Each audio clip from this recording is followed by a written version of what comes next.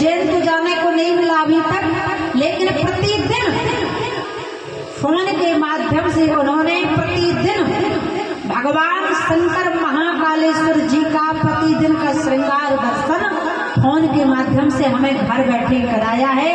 इसका बहुत बड़ा आभार। सुबह हम जब उठते थे तो व्हाट्सएप पर देखते थे तो सबसे पहले उज्जैन महाकालेश्वर के दर्शन हो जाते थे। तो देखो फोन से कितनी बड़ी सुविधा है हमारे। अगर आज फोन नहीं होता तो हम भी तब से आने वाले नहीं थे। लेकिन आजकल हम लोग इस फोन का सदुपयोग की जगह दुरुपयोग करते हैं। फोन हमारी सुविधा के लिए बनाया गया। अगर मधु जी को भागवत कथा कराने के लिए बुलाना है तपसी में, तो आपको हरिद्वार जाने की जरूरत नहीं। 10 अंकों का मोबाइल नंबर लगाओगे, देवी जी आपके गांव में खुद आ जाएंगी कथा सुनाने। कितनी बड़ी सुविधा है। अगर बुकिंग करना है तो 1 लाख आप एडवांस भी कर दो फोन पे के माध्यम से।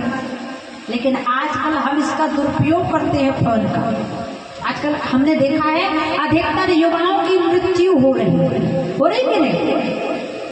अधिकतर युवाओं की मृत्यु क्यों हो रही? फोन के माध्यम से हो रही। अब युवाओं की मृत्यु का कारण क्या है? एक्सीडेंट।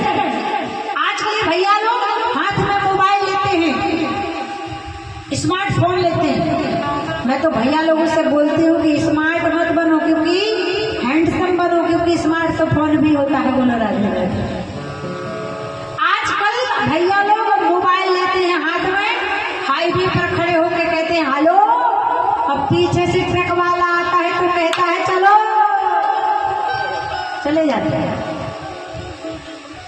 तो मोबाइल हमारी सुविधा के लिए बनाया है, ना कि असुविधा के लिए। इसका सदुपयोग करो, गाड़ी वाहन चलाओ, फोन का इस्तेमाल करो, बड़ी सोच समझ कर करो। हम बड़े आभारी हैं कि जब से आपसे जुड़े हैं तो आपने महाकालेश्वर का दर्शन कराया, क्योंकि फोन हमारी सुविधा के लिए होता है। बोलो वृंदावन बिहारी लाल की जय। ऐसे महाराज नारद ज्ञान को जगाते हैं, वैराग्य को जगाते हैं, शंख बजाते हैं, गीता की ध्वनि सुनाते हैं, थोड़े थोड़े नेत्र खोलते हैं, पुनः अचेत अवस्था में आ जाते हैं। तब आकाशवाणी हुई, नारद परेशान मत हो। सनक सनंदन सनत कुमार के माध्यम से जब तुम श्रीमद् भागवत महापुराण की कथा का आयोजन करोगे, तब ज्ञान, वैराग्य और भक्ति आपस में संतुष्ट हो जाएगी। बोलो भागवत महापुराण की।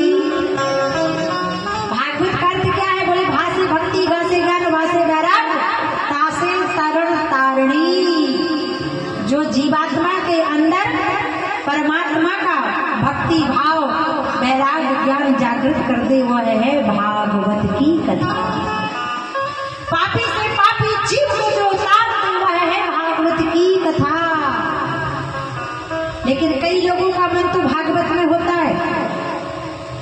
अब जितने लोग बैठे हैं, कई लोग भागवत सुन रहे होंगे और कई लोगों का मन भागवत में नहीं होगा। कई लोगों का मन भागवत में होगा और कई लोगों का मन बाजार में जाकर के चाट फुल्की समोसा खा रहा होगा, है ना? तो देखो, भागवत की कथा को तन से सुनोगे, जरूरी नहीं है। भागवत की कथा को मन से सुनना जरूरी है। अगर मन होगा तो आपको इस भाव से पार कर देगी भागवत। केवल तन बस बैठा होगा तो इसकी कोई गारंटी क्यों?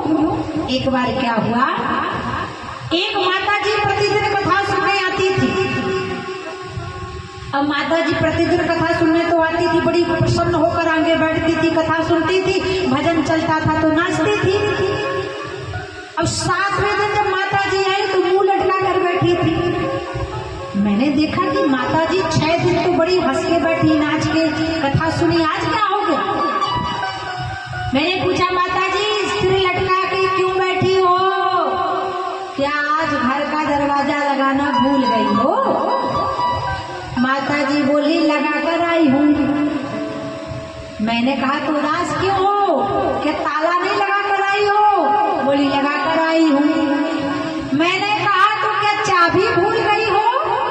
बोली लेकर आई हूँ। तो मैंने कहा जब दरवाजा भी लगा कर आई हो, ताला भी फंसा कर आई हो, चाबी भी लेकर आई हो, तो दुखी क्यों हो? माता जी कहने लगी क्या बताऊं देवी जी, आज मैंने घर का दरवाजा तो लगाया, उसमें ताला भी लगाया, चाबी भी लेकर आ गई, लेकिन आज मैं उस ताले को हिलाना भूल गई कि ताला ठीक से लगा कि नहीं लगा। तो दिमाग कहाँ है बोलो जरा? बैठी भागवत कथा पंडाल में है और दिमाग है ताले में लगाया कि नहीं लगाया ठीक से। तो उस कथा सुनने का कोई मतलब, यहाँ बैठी हो ना तो सारी चिंताएं छोड़ दो, हमारे कान्हा जी पर जो ठाकुर जी बैठे हैं ना वृंदावन के कन्हैया, इन्हीं के ऊपर सारी चिंताएं छोड़ दो। ताला लगा हो, दरवाजा लगा हो, ना लगा हो, अब ये कहो कि अब तो आपके पंडाल में आ गए, अब हम आपके हैं, अब हमारी रक्षा आप करो या नहीं।